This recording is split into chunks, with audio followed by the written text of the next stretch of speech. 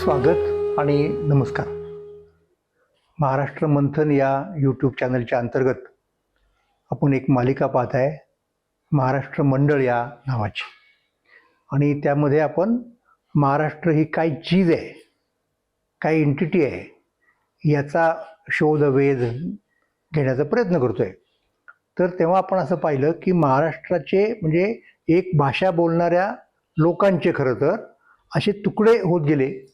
यादवांच्या साम्राज्याच्या नष्ट होण्याच्या नंतरची गोष्ट आहे ही. आणि मग इस्लामी शाया, मग परत त्यांच्यामध्ये आणखीन उत्तरेच्या मुघल सत्तेची भर, यामुळं महाराष्ट्र दुभंगला, त्रिभंगाला, चौभंगाला काय असेल ते असं होत होत होत गेलं, हे आपण पाहिलं. तर ही जी प्रक्रिया आहे ना, त्याचा परिणाम काय झाला की त्याचा परिणाम भाषेवरती झाला. म्हणजे भाषा हे जे मुख्य गमक होतं, जो निकष होता विभागणीचा, त्याच्यावरतीच, त्याच्या मुळावरतीच ही सगळी गोष्ट आली. फक्त मुद्दा काय माहिती का, की कळीचे जे शब्द आहेत ना, की जे सत्तेचे वाचक आहेत, जे राज्यकारभाराचे वाचक आहेत, जे प्रशासनाचे वाचक आहेत, ते बदलता कामा नयेत. म्हणजे ते नाही बदलले की सत्ता आपली आहे, आपण स्वतंत्र आहोत, आपण सार्वभौम आहोत, अशी जी एक भावना निर्माण होते, त्या भावनेलाच या प्रकारामुळे तडा जातो. म्हणून हे शब्द तेच असले पाहिजेत, ती व्यवस्था तशीच असली पाहिजे, हा त्याच्यातला मुख्य मुद्दा आहे. तर आता मोगलांनी किंवा मोगलांच्या अगोदरच्या सुलतानांनी सुद्धा आपल्या पद्धतीने, म्हणजे त्यांच्या पद्धतीने ह्या सगळा कारभार करण्याचा प्रयत्न केला. त्यातला एक हा भाग आहे की त्यांनी जे निर्माण केलं, म्हणजे स्ट्रक्चर प्रांतांचं वेगवेगळ्या, त्याला आपण सुबा म्हणतो. तर औरंगजेबाच्या काळामध्ये ते मोगल लोक दक्षिणेचा सुबा म्हणायचे, दख्खनचा सुबा. जसं बंगाल हा एक सुबा होता त्यांचा, तिकडे काबूल कंदाहारचा एक सुबा होता अगोदर, तसा हा दख्खनचा सुबा आहे. म्हणजे आता काय झालं की मंडल वगैरे भानगडी गेल्या सगळ्या, इथे एक सुबा झाला दख्खनचा. म्हणजे त्या दख्खनच्या सुबामध्ये मराठी लोक येतील, मराठी बोलणारे, कन्नड बोलणारे येऊ शकतात, तेलुगू बोलणारे येऊ शकतात. हा मला असं वाटतं की वेगळ्या प्रकारचा मुद्दा आहे, की ज्यामुळं आपल्या महाराष्ट्राची जी जो एक एकजिनसीपणा होता, जी एक होमोजेनिटी होती, तिच्यावरती घाला आला. मग हा घाला आणखीन खोल करण्याचा जो पुढचा इरादा होता, विशेषतः औरंगजेबाचा, की दख्खन, संपूर्ण दख्खनच्या ज्या शाया आहेत, 2 शाया, म्हणजे खरं तर त्यातली आधी एक केली, आता कोणत्या कोणत्या उरल्या. निजामशाहीचा नाश अगोदरच झाला. राहिल्या कोणत्या, तर विजापूरची आदिलशाही आणि गोवळकोंड्याची कुतुबशाही. तर या 2 शायांना नष्ट करायचं काम राहिलं होतं. मुघल सत्ता दक्षिणेकडे येणार ही गोष्ट काळ्या दगडावरची रेघ. त्याचं कारण आहे, त्याचं कारण असं की सत्ता अत्यंत सामर्थ्यवान होती, अत्यंत बलशाली होती, सगळ्या दृष्टिकोनातून बलशाली होती, समृद्ध होती. त्याला आपण पॉवर म्हणतो. ती पॉवर त्याच्याकडे कशी होती, तर तिचा दबदबा संपूर्ण जगामध्ये होता, सगळ्या जगामध्ये होता. म्हणजे जगातल्या काही साम्राज्यांमध्ये तिचा समावेश व्हायचा मोगलांच्या सत्तेचा. जसं एक पर्शियन साम्राज्य होतं उदाहरणार्थ, किंवा पूर्वीच्या काळात एक रोमन साम्राज्य असायचं. तर इथे आत्ता ग्रीक यांचं तुर्कांचं साम्राज्य त्याही काळामध्ये होतच होतं. तर इथे आत्ता तुम्हाला दिसतंय की हिंदुस्थानचं साम्राज्य मोगलांच्या काळामध्ये हे असं विस्तार पावत चाललेलं होतं. आणि म्हणून, आणि हा मुद्दा नक्की महत्त्वाचा आहे, की जेव्हा शहाजहानच्या काळामध्ये शहाजहान आता फार दिवस राहत नाही असं जेव्हा लक्षात आलं शहाजहानच्या 4 मुलांना, त्यावेळेला शहाजहानचा वारसदार कोण याबद्दल त्यांच्यात मारामाऱ्या सुरू झाल्या, लढाया सुरू झाल्या. आणि शेवटी त्या सत्ता संघर्षामध्ये जर कोण जिंकला असेल तर तो औरंगजेब जिंकला. औरंगजेबानं त्याचा मोठा भाऊ दारा शुको याचा काटा काढला, आणि तो काटा काढण्यासाठी त्याने एक फार मोठं कारस्थान केलं. त्याचे 3 संभाव्य भाऊ जे होते वाटेकरी या सगळ्या सत्ता संघर्षामध्ये, ज्यांना सिंहासनाची इच्छा होती, त्याच्यामध्ये त्याचा मोठा भाऊ दारा शुको आणि धाकटे 2 भाऊ, एक सुजा आणि मुराद. तर यांच्याशी स्पर्धा करताना त्यांनी हे 2 लोक आपल्या बाजूला, धाकटे भाऊ आपल्या बाजूला वळवून घेतले, आणि त्यांना असं दाखवलं की त्याला स्वतःला त्याच्या स्वारस्य नाही राज्यामध्ये. तो खरं तर फकीरच व्हायचा आणि तो जाणारच आहे मक्केला, पण तो का थांबलाय, की दारा शुको हा हिंदूंना झुकतं माप देतो, इतर धर्माच्या लोकांना जवळ करतो, त्यामुळे तो इस्लामचा शत्रू आहे.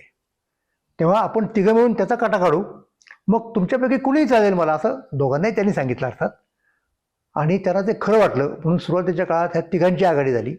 आणि मग हळूहळू दाराचा बंदोबस्त केल्यानंतर औरंगजेबाने या दोघांनाही काय करायचं ते केलं. एक तर परागंदा झाला, पण अशा पद्धतीने तो सत्ता स्पर्धेत यशस्वी ठरला आणि त्यानं दिल्लीचं सिंहासन, दिल्लीचं तख्त आपल्या ताब्यामध्ये घेतलं.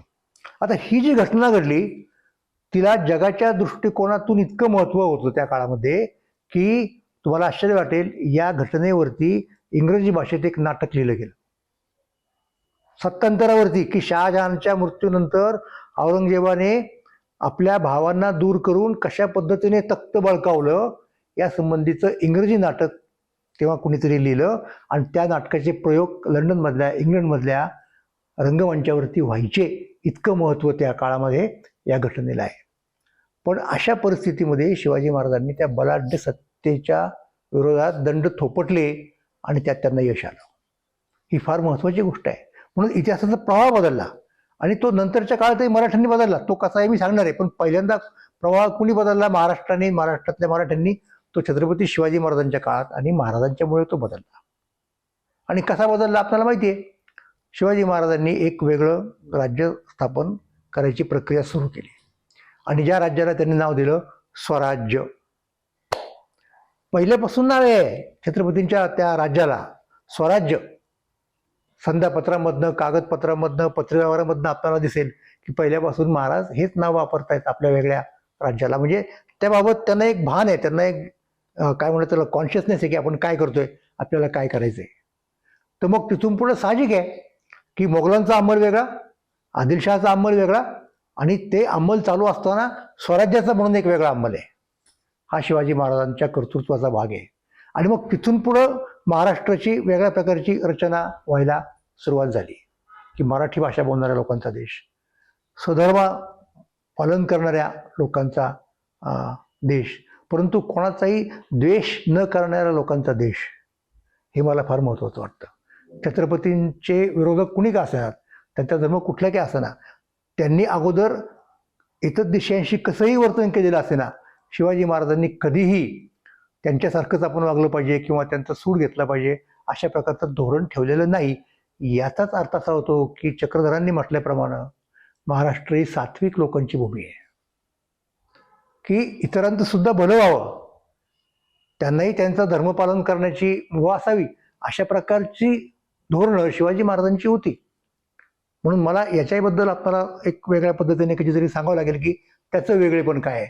आणि खरं तर हे सांगण्याची एक अतिशय चांगली संधी यावर्षी आपल्याला आहे. का म्हणून सांगा, तर हे वर्ष जे आहे ते छत्रपती शिवाजी महाराजांच्या राज्याभिषेकाला 350 वर्ष पूर्ण होत असल्याचं वर्ष आहे. म्हणजे राज्याभिषेक समारंभाच्या त्रिशतकोत्तर सुवर्ण महोत्सवाचं हे वर्ष आहे आणि म्हणून ते साजरं व्हायला पाहिजे संपूर्ण महाराष्ट्रात. आणि अर्थात त्याचं कारण हे तर आहेच, म्हणजे महाराष्ट्राचं म्हणून एक वेगळं राज्य निर्माण झालं याचा आनंद आहे, परंतु त्याचबरोबर भारताच्या इतिहासाला वेगळं वळण देणारं असं मराठ्यांचं राज्य स्थापन झालं, ही गोष्ट सुद्धा तितकीच महत्त्वाची आहे असं मला वाटतं. आता पुष्कळ वेळा इतिहासाच्या अभ्यासकांमध्ये मतभेद असतात की इतिहास घडण्याच्या प्रक्रियेत व्यक्तीला किती स्थान द्यायचं, आणि विशेष करून मार्क्सवादी इतिहासकार जे असतात ते व्यक्तीला स्थान देण्याच्या विरोधामध्ये असतात. जरी त्यांना स्टॅलिन, माओ वगैरे लोक चालतात, लेनिन चालतो, पण मग बाकीच्या संदर्भात ते शक्यतो व्यक्तीला टाळायचा प्रयत्न करतात. तो मुद्दा सोडून देऊ. पण इथे मात्र आपल्याला असं दिसतं की खरोखर व्यक्तीचा प्रभाव पुष्कळ वेळेला, निदान काही वेळेला इतिहासावरती अत्यंत प्रभावीपणे पडलेला दिसतो आपल्याला.